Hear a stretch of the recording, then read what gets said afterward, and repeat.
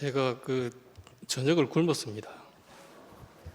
왜냐하면 밥을 먹으면 내 세포나 피가 밥으로 갈까 싶어서 제 머리에 집중하려고.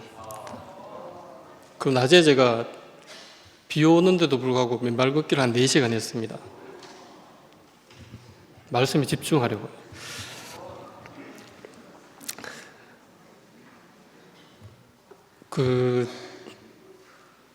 새신자가 오늘 한 명 있습니다.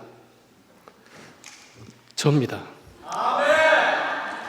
저는 실제로 청소하러 이 공간에 몇 번 들어왔지만 집회 시간에 온 거는 제가 처음입니다. 근데 제가 처음 왔는데 여기 앉게 됐습니다.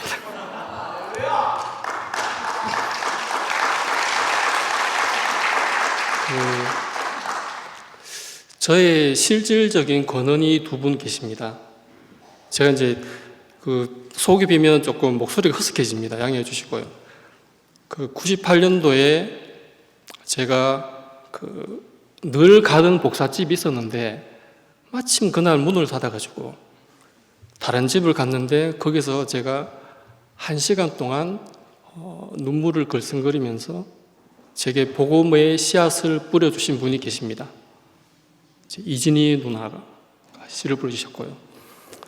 그리고 제가 결혼해가지고 만남이 끊겨버렸습니다. 끊겼는데 2000년도에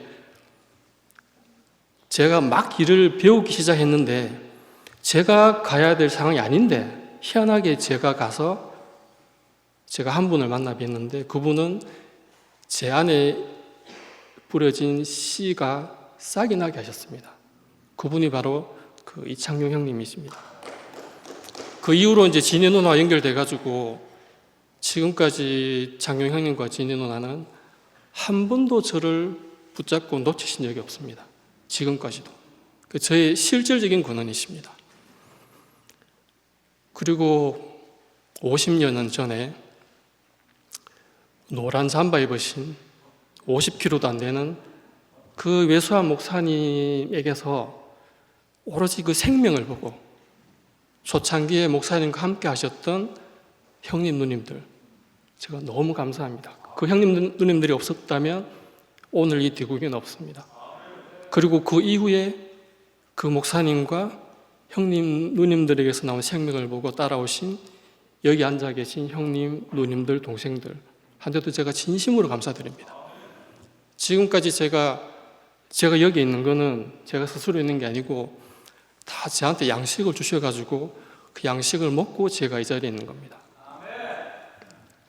그리고 오늘 제가 제 입에서 나가는 표현은 제한테서 나온 게 아니고 전부 성경에 있는 것, 그리고 목사님께서 말씀하신 것, 그리고 지금까지 제게 먹여주신 것들을 이제 제가 소화해서 표현해 보도록 하겠습니다. 갈라디아서 4장 7절 제가 읽어드리겠습니다. 그러므로 내가 이후로는 종이 아니요 아들이니 아들이면 하나님으로 말미암아 유업을 이을 자니라. 아멘. 지금 이제 우리가 누리고 있는 오늘도 일어나서 보고 듣고 먹고 내가 느끼는 모든 것을 한마디로 압축하면 문명입니다. 그럼 이 문명이 어디서 시작되었느냐? 약 6,000년 전에 메소포타미아 지역의 수메르인들이 수메르어라는 문자를 사용하면서 문명이 시작되었습니다. 그럼 문자가 어떤 의미를 가지냐면 동물은 표현할 때 짓거나 물거나 하면 그게 답니다. 하지만 사람은 뭔가 자기 안에 있는 걸 구체적으로 표현하길 원했고 그래서 8,000년 전에 문자를 만들었습니다. 그러면 8,000년 전에 문자 만들었는지 어떻게 아느냐? 그 실제가 우리나라에 있었습니다. 600년 전에 실제로 백성이 억울하게 감옥에 갇히게 됐습니다. 그때뿐만이 아니지만 그때 감옥에 갇혔던 그 백성이 유독 눈에 크게 보인 왕이 세종이었습니다. 요즘 이제 민사 형사 사건을 진행하다 보면 당사자들한테 충분히 표현할 기회를 줍니다. 그리고 그 표현들은 반드시 이제 기록으로 남기고 그 결과도 기록으로 남깁니다. 그러면 과거에도 이제 그랬을 텐데 그 백성이 이제 억울함을 당했잖아요. 그러면 자기가 표현을 해야 되는데 그때는 쓰던 문자가 한자였습니다. 한자는 3천자를 알아야지만 의사소통이 됩니다. 제가 요즘 이제 관공서에 다녀보면 공무원분들도 한자를 잘하는 분들이 굉장히 드뭅니다. 그러니까 600년 전에 농사 짓던 백성이 한자를 거의 몰랐다고 볼 수 있습니다. 그러면 이 백성은 내가 억울한데 표현하고 싶어도 표현을 할 수가 없는 거예요. 만약에 한 달, 두 달이 아니고 10년, 20년 살게 됐다면 진짜 천수의 한이 됐을 겁니다. 그걸 세종께서는 굉장히 크게 보셨고 이 세종께서는 이 백성들이 마음껏 표현하게 해야 되겠다.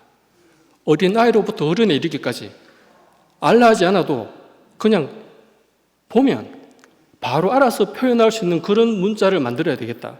그래서 탄생된 게 오늘날 우리가 쓰고 있는 한글입니다. 그러면 6,000년 전에 이제 8,000년 전에 만들어진 문자를 6,000년 전에 인류가 쓰기 시작하면서 문자를 썼다는 것은 자기를 표현할 수 있게 됐다는 말입니다. 표현하게 되면서 46억 년 동안 거의 동물 비슷하게 살았던 사람이 자기를 표현하면서부터 불과 6,000년 만에 지금 이렇게 문명이 발달했습니다. 이건 46억 년이면 순간입니다. 그러면 지금 이 시대를 사는 사람들은 자기가 마음껏 표현할 수 있게 되었잖아요. 그러면 행복한가? 만족한가? 우리나라 예를 들어보겠습니다. 우리나라는 1950년도에 6.25 전쟁으로 나라가 완전히 폐허가 됐습니다. 제로가 됐습니다. 그런데 불과 60년, 70년 만에 이거는 전 세계 역사에서 사례를 찾아볼 수 없을 정도로 빠르게 성장했습니다. 이거는 경제뿐만이 아니고 모든 면에서 성장했는데 게다가 우리나라는 헌법에서 이제 표현의 자유가 보장이 됩니다. 마음껏 표현할 수 있습니다. 게다가 종교의 자유까지 있기 때문에 부족하면 종교에 의지할 수도 있습니다. 그러면 이 대한민국에 살고 있는 사람 행복한가? 이 땅에 태어나서 너무 감사합니다. 부모님 나를 낳아주셔서 너무 감사합니다 하고 있는가? 어제 우리나라에서 자살한 사람이 40명입니다. 지난달 자살한 사람이 1200명입니다. 세계 최고입니다. 그러면 이런 일들이 왜 일어나는가? 원인이 무엇인가? 요한복음에 가보면 제가 낮에 걷는다고 땀을 많이 흘려가지고 요한복음에 가보면 처음에 태초에 말씀이 계셨고 이 말씀이 하나님과 함께 계셨으니 이 말씀이 곧 하나님이다. 이 한마디로 태초에 하나님의 마음이 있었답니다. 우리가 이제 하나님을 정의할 수 없지만은 사람이 하나님의 형상과 모양대로 지음 받았기 때문에 사람을 보고 하나님은 이럴 것이다 추측해 볼 수 있습니다. 사람이 자기를 표현하기 위해서 문자를 만들었듯이 하나님께서도 자기를 표현하기 위해서 천지 만물을 만드셨습니다. 첫날부터 둘째 날 만들 때마다 좋았더라. 마지막 여섯째 날 동물을 만들고도 좋았는데 뭔가 아쉬웠습니다. 그래서 마지막에 사람을 만들고 나서 창세기의 처음은 하나님의 독백이라고 볼 수 있는데 하나님이 무슨 말 하셨냐면 사람을 만들고 나니까 지으신 모든 것이 사람을 포함해서 지으신 모든 것이 보시기에 심히 좋았더라. 그리고 하나님이 그때 선포하십니다. 내가 천지와 만물을 다 이루었다. 선포하시고는 바로 안식에 들어가셨습니다. 여기까지는 아무 문제가 없는데 이때 어떤 사건이 생깁니다.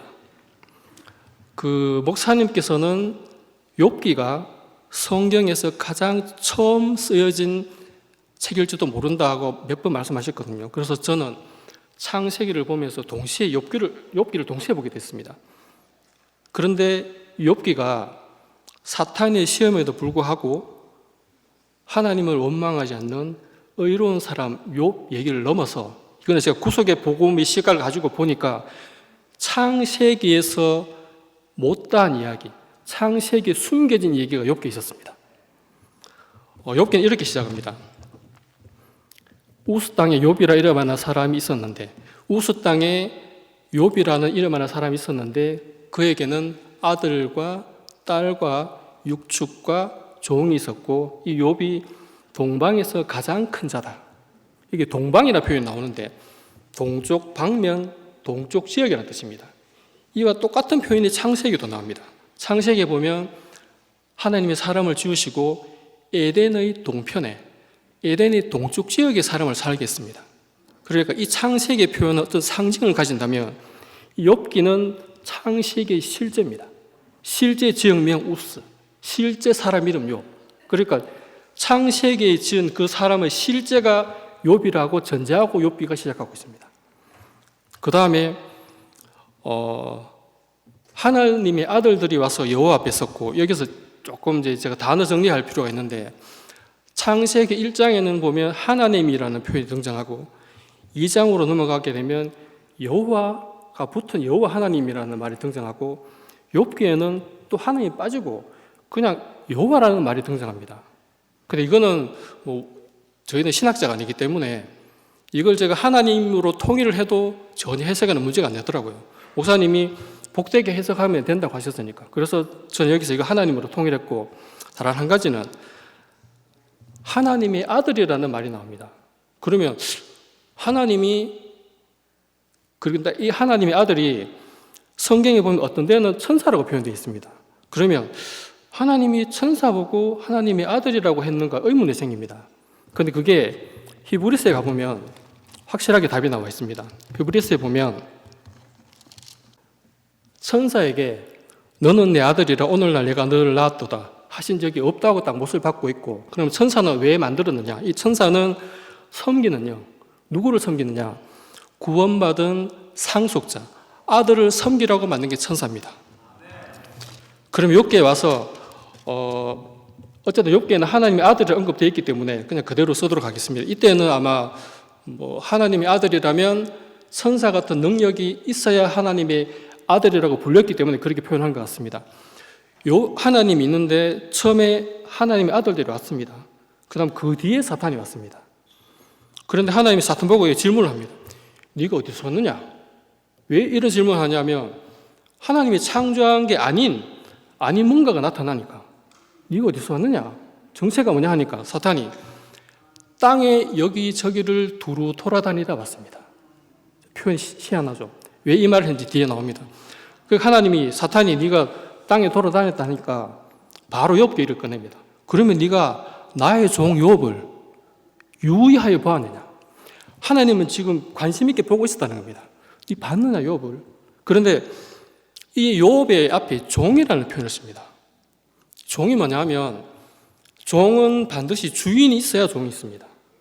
그 주인이 종을 부릅니다. 그래서 주인의 원하는 마음을 종에게 주고, 그러면 이 종은 주인의 마음을 받아서 자기 생각을 섞으면 안 됩니다. 주인의 마음을 가지고 주인의 소유를 다스립니다. 하나님이 형상과 모양대로 사람을 지었고 그 사람에게 하나님이 원하는 마음을 줍니다. 그러면 그 사람은 하나님의 마음을 받아서 자기 생각 없이 하나님의 마음을 가지고 천지 만물을 다스리는데, 그렇게 되면 생육하고 번성하고 땅에 충만하는 것은 당연한 결과입니다. 당연하게 됩니다. 그 사람의 실제가 욥인데, 욥은 아들이 7, 딸이 3, 7대 3, 8대 2나 6대 4보다 완벽한 숫자입니다. 그리고 가축이 몇 마리라고 구체적으로 표현되어 있고 종은 너무 많아서 숫자도 안 나옵니다. 이 사람이 동방에서 가장 큰 자란 말은 하나님이 지으신 사람의 실제가 욥인데, 이 욥이 하나님이 지으신 대로 완벽하게 살고 있으니까 하나님이 너무 만족해가지고 기뻐하면서 안식하고 있었다는 얘기입니다. 그런데 그때 어떤 사건이 생깁니다. 하나님이 너무 기뻐하니까 무슨 일인가 싶어서 이제 하나님 아들들이 먼저 왔습니다.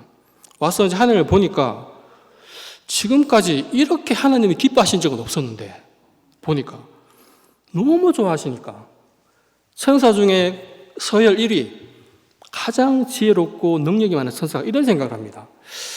야, 지금은 이거는 천사 자기 생각입니다. 내가 하나님의 아들인데 하나님이 저 사람 욥을 보고 너무 좋아하시니까, 야, 자칫하다가는 저 사람을 하나님이 자기 아들로 삼을 수도 있겠다. 그러면 나는 저 사람을 수종 드는 자가 될 수도 있겠네 생각하면서 이 천사가 그렇게 돼서는 안 되지. 절대 그래 되면 안 되지. 하면서 위치를 이탈한 게 사탄입니다. 위치를 이탈한 사탄은 이제 불안한 겁니다. 그래서 어떡하지 하면서 땅 여기저기를 막 돌아다닌 겁니다. 이게 사탄의 정체입니다. 사탄은 불안해서 어떡하지 하면서 땅에 막 돌아다닌 겁니다. 그러다가 뭔가 이제 방법을 하나 찾았습니다. 찾아가지고 하나님 앞에 왔는데 또 욥 얘기를 꺼내니까 사탄이 이렇게 얘기합니다. 욥이 까닭 없이 저렇게 하겠습니까? 욥의 모든 소유를 쳐보십시오. 여기서 욥의 소유가 뭐냐면 사람의 소유입니다. 즉 하나님이 사람한테 위임하신 천지 만물을 뜻합니다. 그러니까 이 사탄이 지금 하나님 보고 당신이 지은 천지 만물을 다 치라는 겁니다. 하나님이 굉장히 황당했을 겁니다. 이 사탄이 나타나가지고 내가 지은 천지 만물을 내보고 치라니.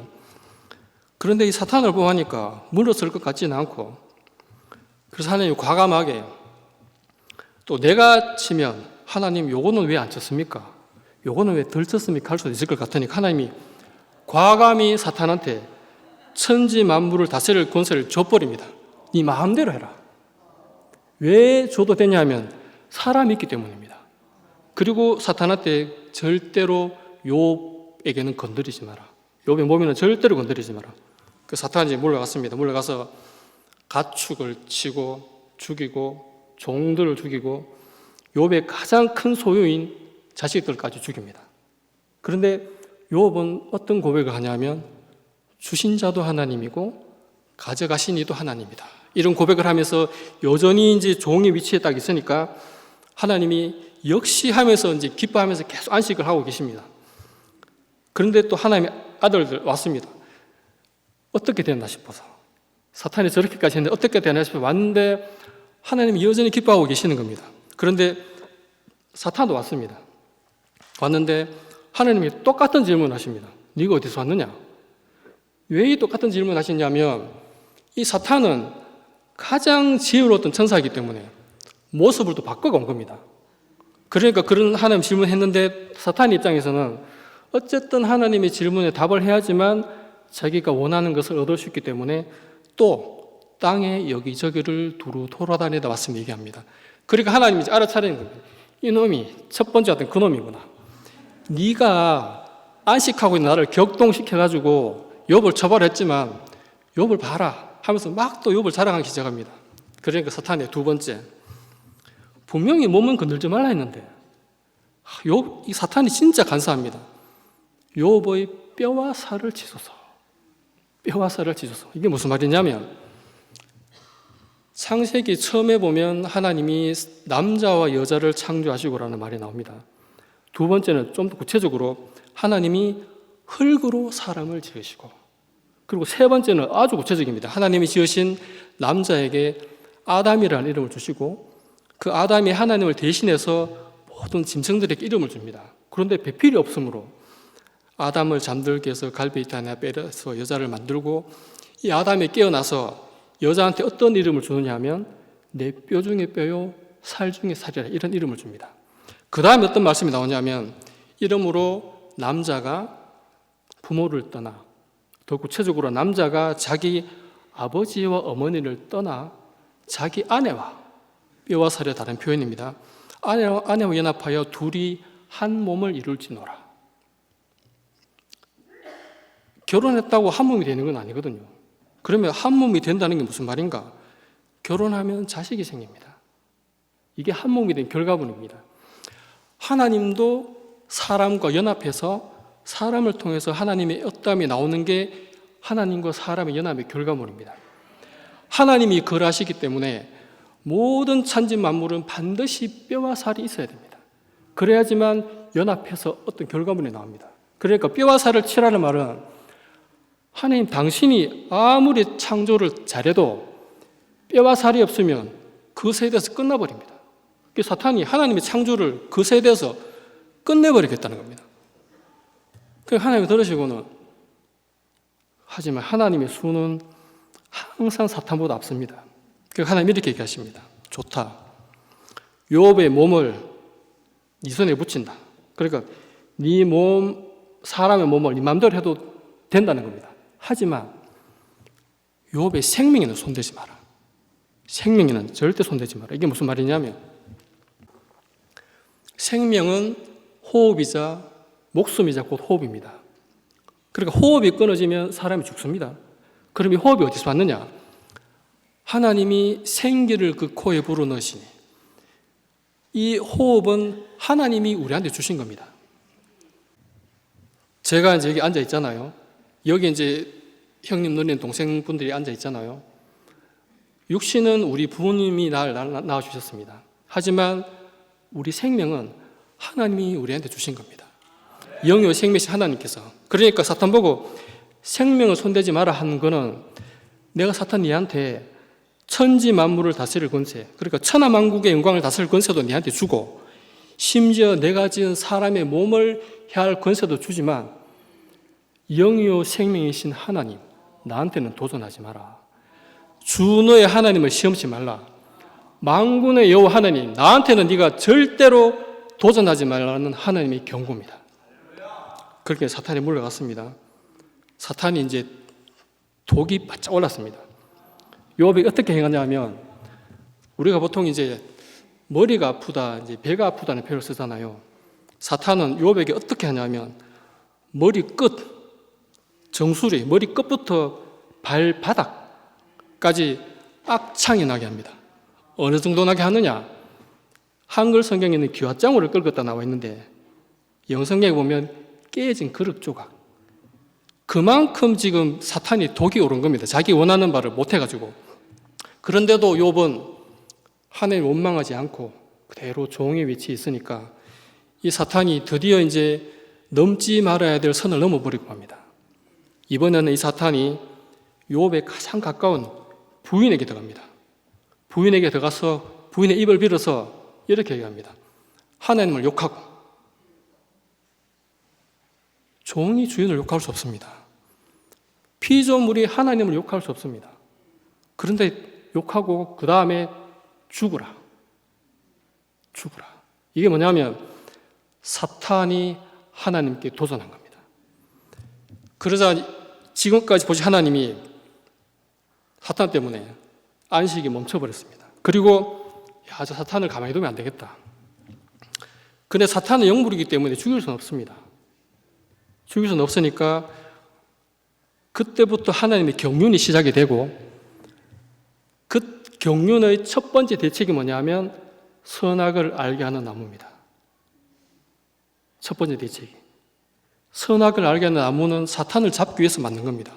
왜 그런가 하면 선악을 알게 하는 나무를 만들고 사람이 가장 잘 보이는 동산 동항에 뒀습니다.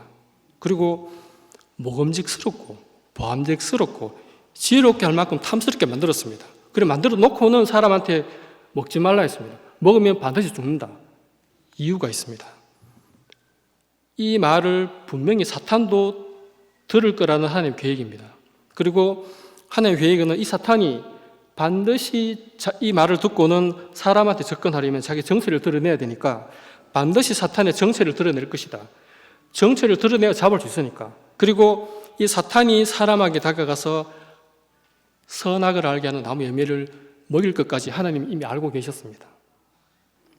그런데 실제로 이래 하니까 이 말을 사탄이 듣고 뱀으로 나타납니다. 뱀은 하나님이 지으신 짐승입니다. 그러니까 뱀은 하나님 잘 압니다. 그러니까 하나님의 지금 계획에 사탄이 말렸던 겁니다. 그리고 사탄이 선악을 알게 나무를 먹였습니다. 그런데 여자한테 접근한 이유가 있습니다. 왜냐하면 여자는 뼈와 살이기 때문입니다. 사탄이 마지막에 실패했던 뼈와 남자는 필요 없으면 남자 아무리 많아도 뼈와 살이 없으면 끊어버리니까. 그래서 여자는 접근한 거고 그리고 먹였습니다. 여기서 또 한 가지 알 수 있는 것은 사람은 절대적으로 흙이라는 게 확실해졌습니다. 하나님이 먹지 말라 했을 때는 아무리 먹음직스러워도 안 먹거든요. 근데 사탄이 와서 먹으라니까 먹었습니다. 그러니까 여기서 사람은 절대적으로 흙이라는 것도 드러났습니다. 그러면 이제 먹었는데 여기서 하나님 대책이 나옵니다. 사탄한테 네가 맨날 땅에 여기저기를 두루 돌아다니면서 왔습니다 했던 습성대로 내가 그대로 해주겠다. 너는 온종일 배로 다니면서 흙을 먹을 것이다. 이 말이 무슨 말이냐면 흙인 사람을 계속 괴롭힌단 말입니다. 그리고 얼마나 괴롭히느냐, 너의 후손과 여자의 후손이 서로 원수가 된다. 얼마나 괴롭혔으면. 그리고 여자에게 잉태하는 고통이 크게 단다는 말은 무슨 말이냐면 여자의 후손이 언젠가는 반드시 아들을 낳는다는 말이고, 이 아들이 마지막에 나올 때는 사탄의 방해가 극심하다는 얘기입니다. 하지만 아들이 나올 것이고 이 아들의 발꿈치를 사탄이 상하게 할 것이지만 이 아들은 사탄의 머리를 밟을 것이란 말입니다. 이게 무슨 말이냐면 사탄은 못 죽입니다. 머리를 상하게 한다는 말은 사탄의 주도권을 여자의 후손인 아들이 잡는다는 말입니다.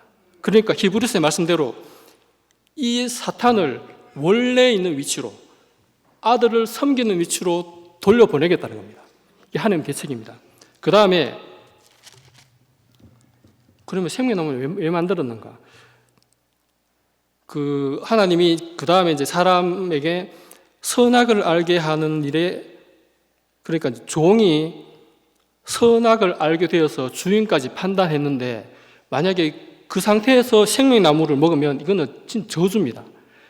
하나님이 생명나무의 길을 막은 것은 우리한테 축복입니다. 그리고 생명나무를 왜 만드셨는가? 이 생명나무는 종의 양식이 아니고 아들의 양식입니다.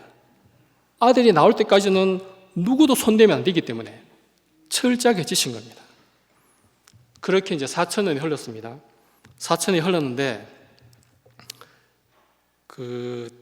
예수가 이제 드디어 세상에 딱 모습을 드러냈습니다.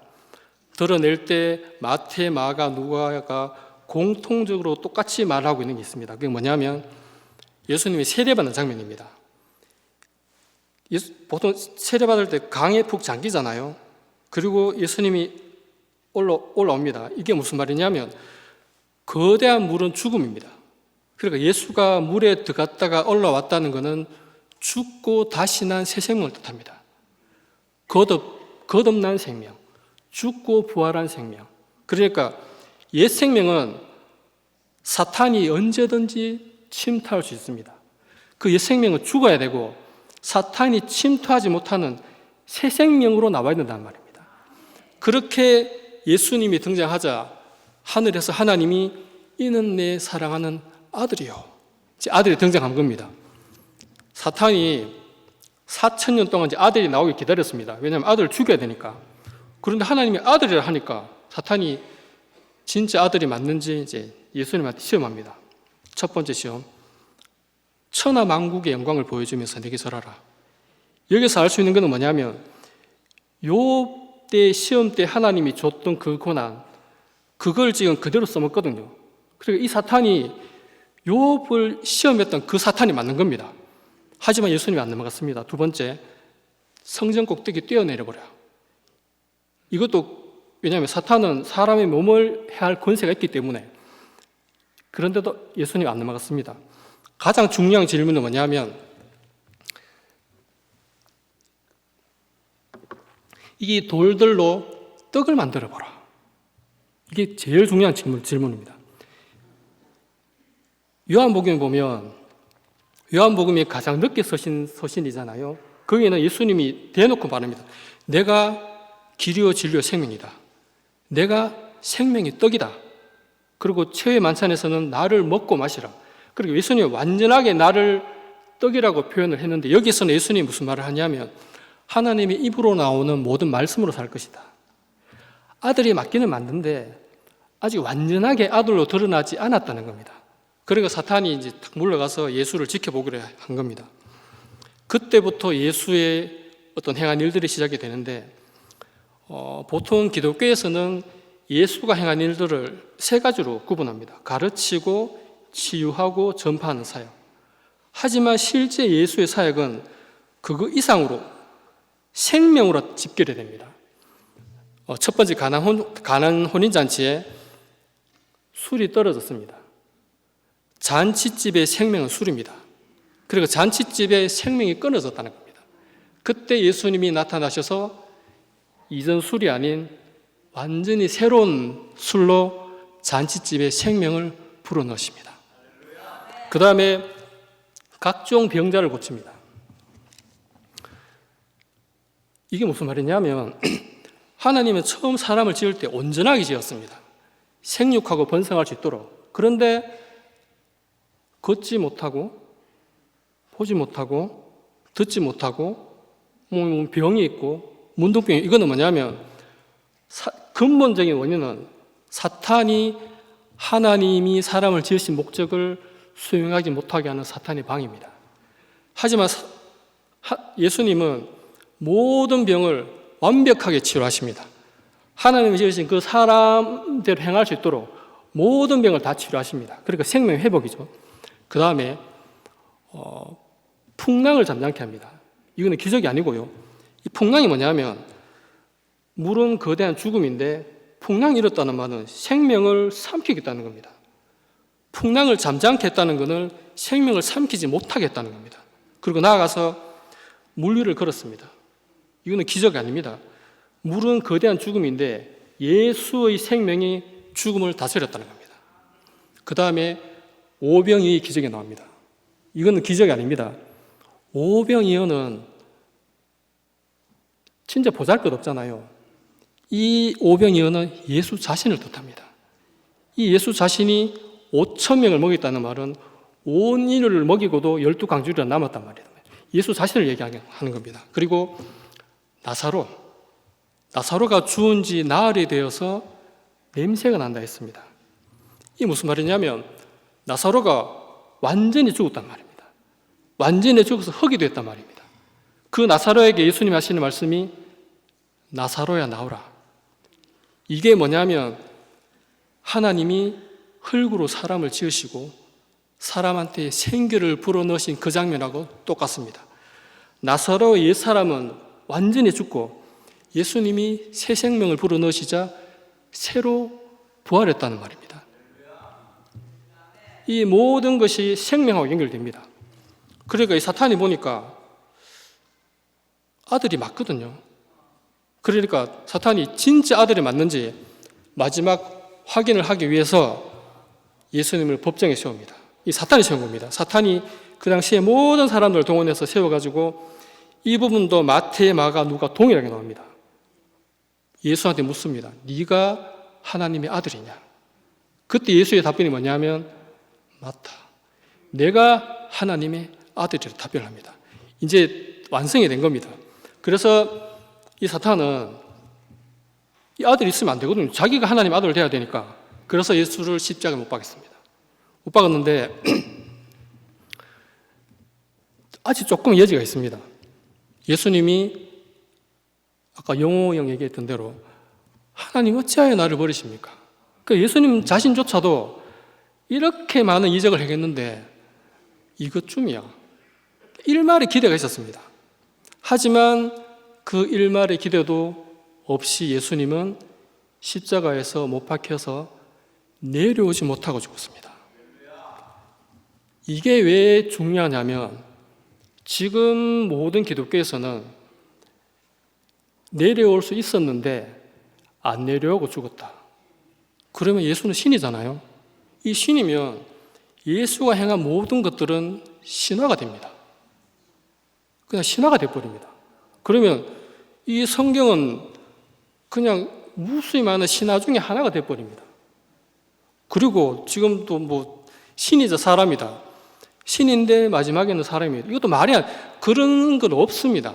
신이면 신이고 사람이면 사람이지. 그러니까 예수께서 십자가에서 죽은 이유는 분명히 내려오지 못하고 죽은 게 확실합니다. 그런데 여기에서 어떤 일이 벌어지냐? 예수가 마지막으로 한 말이 뭐냐면 다 이루었다. 하나님이 천지를 만드시고 난 다음에 하나님이 선포하신 게 뭐냐면 천지와 만물을 다 이루었다 하셨는데 그걸 사탄이 방해했습니다. 방해했는데 그 방해한 창조를 다시 다 이루신 분이 못 박혀서 내려오지 못하고 죽은 예수입니다. 그 아들이 나타나니까 드디어 생명나무를 먹어야 되는 아들이 나타난 겁니다. 그래서 성소의 휘장이 위에서 아래로 찢어진 겁니다.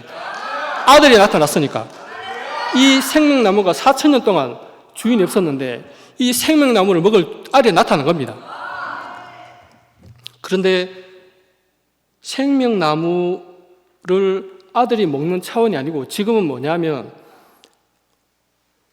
생명나무입니다. 아들 자체가 생명나무입니다. 그러니까 예수가 생명나무의 열매를 먹으라 얘기 안 했습니다. 나를 먹어라. 내가 길이다. 내가 진리다. 내가 생명이다. 나를 먹고 마시라.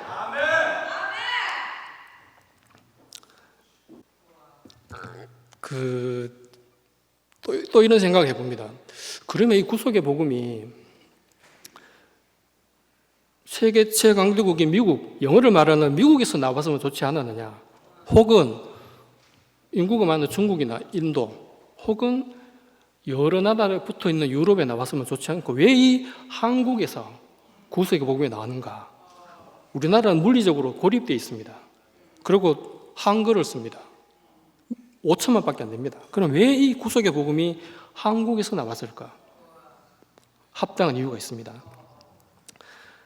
그 뉴욕 타임즈에서 발행하는 라이프지에서 20세기에 가장 영향력을 미친 100대 사건을 추리고 거기에서 또 가장 영향력 미친 사건을 고른 게 구텐베르그가 독일에서 금속 활자를 가지고 성경을 찍어낸 사건입니다. 이게 어떤 의미를 가지냐면 내한테 좋은 것이 있습니다. 위대한 발명품, 위대한 소설, 작품. 그런데 이걸 같이 나누지 않으면 아무 소용이 없습니다. 그러니까 내한테 있는 거를 나누는 그 정신을 굉장히 깊이 산 겁니다. 그런데 그 구텐베르크의 금속 활자보다 80년이나 앞선 게 세계 최초의 금속 활자가 바로 우리나라에 있습니다. 1377년에 청주의 흥덕사에서 발견된 직지심체 요절입니다. 세계 최초입니다. 그러니까 이게 무슨 말이냐면 우리나라의 직지심체 요철이 없었으면 구텐베르그의 금속 활자가 우리나라 거 건너가서 개량했다는 설이 있습니다. 그러면 활자도 없고, 그러면 성경을 찍어내는 일도 없고, 그러면 종교개혁이 일어날 수 없고, 그러면 프랑스 혁명, 르네상스가 일어날 수 없다는 얘기입니다. 이거는 굉장한 겁니다. 제가 이제 그 관공서에 다녀보잖아요. 그러면 구청마다 특유의 문화가 있습니다. 뭐 구미시청이라든지 서울의 구청을 다녀보면 안에 있는 사람도 느끼지 못하지만 제가 가보면 특유의 미묘한 문화가 있거든요. 이거 좀 확대해서 가게 되면 나라마다 어떤 문화가 있습니다. 특히 우리는 단일 민족이기 때문에 우리는 못 느끼지만 외국인들이 우리나라에 와서 보면 바로 느낍니다. 우리 지금 저와 여러분의 정신에 어떤 정신이 있냐 하면 좋은 것을 나누고자 하는 정신이 있습니다. 그래서 1377년에 그걸 정신만 있는 게 아니고 실체화시켰다는 겁니다. 금속 활자로. 그리고 얼마 뒤에 1443년에 그 정신을 이어받은 세종대왕께서 한글을 만드신 겁니다. 지금 전 세계에 많은 문자가 있지만 이 모든 문자들은 다 진화된 겁니다. 8,000년 전에 누가 만들었는지 모릅니다. 전부 다 진화된 겁니다. 하지만 단 한 문자, 창조의 목적과 창조한 사람이 확실한 것은 한글밖에 없습니다. 한글이 유일무이합니다. 그러면 지금 이제 왜 이 구속의 복음이 한글로 표현되어지는가? 한글이 지금 이제 저희 막내가 중학교 1학년인데 몇 년 전부터 저랑 대화하다가 뭐 궁금한 게 있잖아요. 그럼 저희는 뭐 구글 네이버 검색하는데 얘는 바로 GPT에 바로 물어보더라고요. 지금 그런 시대가 됐습니다.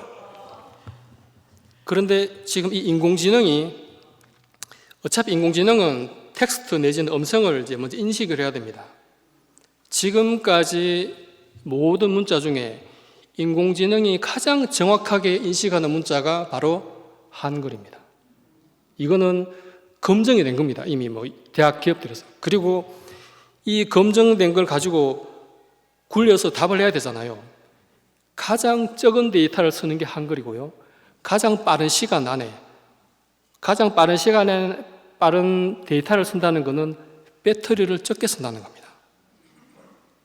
그래가지고 이게 무슨 말이냐면 이 앞으로는 이 인공지능이 영어나 중국어 기반이 아니라 앞으로는 한글 기반이 된다는 얘기입니다. 왜냐하면 이거는 한글을 선택할 수밖에 없습니다. 그러면 지금 사람들이 제 아들이 그렇게 묻듯이 모든 사람은 존재해야 되는 질문이 있습니다.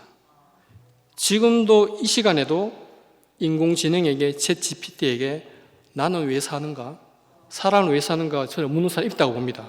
그러면 저희가 지금 이 구속의 복음을 기어리형 스레드, 미영누님 페이스북 우리가 영상으로 이걸 선포해야 되는 이유가 뭐냐면 우리가 각종 매체를 통해서 이거 알려야 됩니다. 알리면 인공지능이 이걸 습득합니다. 습득해서 삶의 이유를 묻는 사람들한테 우리가 선포한 걸 정리해가지고 답을 해줍니다. 그럼 그 사람이 답을 줬잖아요. 그러면 이게 어디서 나왔는가? 스스로 찾아올 겁니다. 이 대구교회로. 이게 지금 21세기형 전도 방식입니다.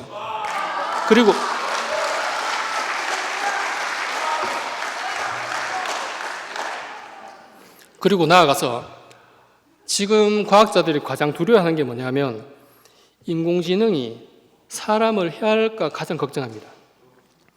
지금 이제 우리가 핸드폰 다 들고 있잖아요. 머지않은 미래에 집집마다 인공지능이 탑재된 로봇가 있을 겁니다. 그게 핸드폰이 통신망 연결되어 있듯이 이 인공지능이 탑재된 로봇가 전 세계적으로 아마 통신망 연결될 겁니다. 이 인공지능은 지극히 합리적인 판단을 하거든요. 그러면 사람을 보니까 저거 맨날 화내고 지구 환경이나 더럽히고 하게 되면 진짜 실제로 어느 순간에 인공지능을 관제하는 중앙 서버에서 각 나라마다 인구의 절반씩 죽여라. 실제로 일어날 수 있습니다. 그러면 집집마다 있잖아요. 그럼 이거는 실제 일어날 수 있는 일입니다. 이걸 과학자들이 막아보려고 하지만 제가 볼 때는 불가능합니다. 하지만 저희가 지금부터 구속의 복음을 외쳐야 되는 이유입니다. 이 인공지능이 구속의 복음을 습득하잖아요. 이 구속의 복음이 뭐냐면 결국은 사람 복음입니다. 육신을 가졌지만 이 아들이 하나님이 필요하다는 복음입니다. 그러니까 이 인공지능이 이걸 습득하게 되면 만약에 그런 명령이 떨어졌다 하더라도 이미 습득한 게 있잖아요. 사람이 중요하다는 걸. 그러니까 이 구속의 복음은 현실적으로 인류가 멸망할 순간에 그걸 현실적으로 막아줄 대책이기도 합니다.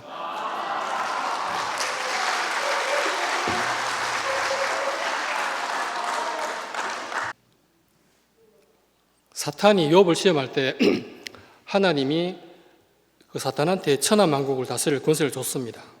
그리고 지금도 세상을 돌아가는 거 보면 세상은 절대적으로 이 사탄의 지배하에 있습니다. 이 세상에서 기대하면 절대 안 됩니다. 하지만 아들이 나왔잖아요. 아들이 나왔습니다. 그러면 이 아들은 다시 사탄한테 준 천하만국의 영광을 갖고 올 수 있습니다.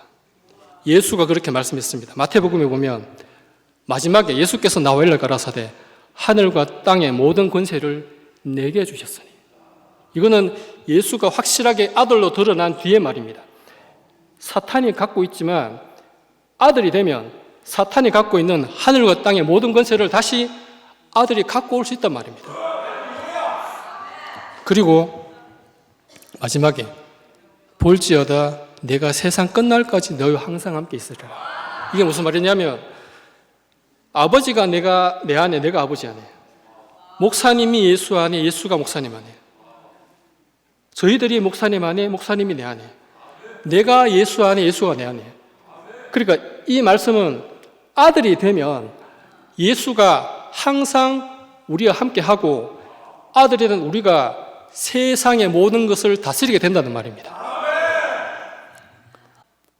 그 사실을 아직 세상 사람도 모르거든요. 그러니까 지금 이 복음이 제가 아무리 봐도 그냥 우리만 웃고 떠드는 복음이 아닙니다. 이거는 진짜 우리 손에 이 2000년 만에 6000년 만에 나타난 복음이 여기서 우리 세대에서 끝나느냐, 아니면 나아가서 하나님의 마음은 모든 사람이 구원을 받기를 바라는 하나님의 마음입니다. 그러면 그 하나님의 마음이 이 땅에서 실현되는 것은 누구한테 달렸냐? 저와 여러분 손에 달렸습니다. 이렇게 살면 저는 실제입니다. 저는 이제 굉장히 치열하면 영업이 골프, 술로 접대가 굉장히 막 뺏고 뺏깁니다. 하지만 저는 절대 그런 거 안 합니다. 대신에 나한테 주어진 일은 열심히 합니다. 그리고 내가 지금 살아야 되는 이유는 앞으로 제가 한 30년, 40년 살지 싶은데 오로지 이 구속의 복음을 위해서 저는 살 것입니다. 그렇게 살면 제가 아들로 살잖아요. 그럼 아들이 하늘과 땅에 다스리는 권세를 받는 겁니다. 그러면 세상의 일은 알아서 해결됩니다. 내가 애쓰지 않아도, 먹고 살려고 바둥바둥거리지 않아도 내가 아들의 위치에 있게만 하면 그냥 해결됩니다. 그냥. 여기 계신 저와 형님 누님들을 통해서 이 아들의 복음이 머지않아 세상 사람들에게 알려지고 만민이 구원을 받는 그날이 속히 오게 되기를 원합니다. 감사합니다.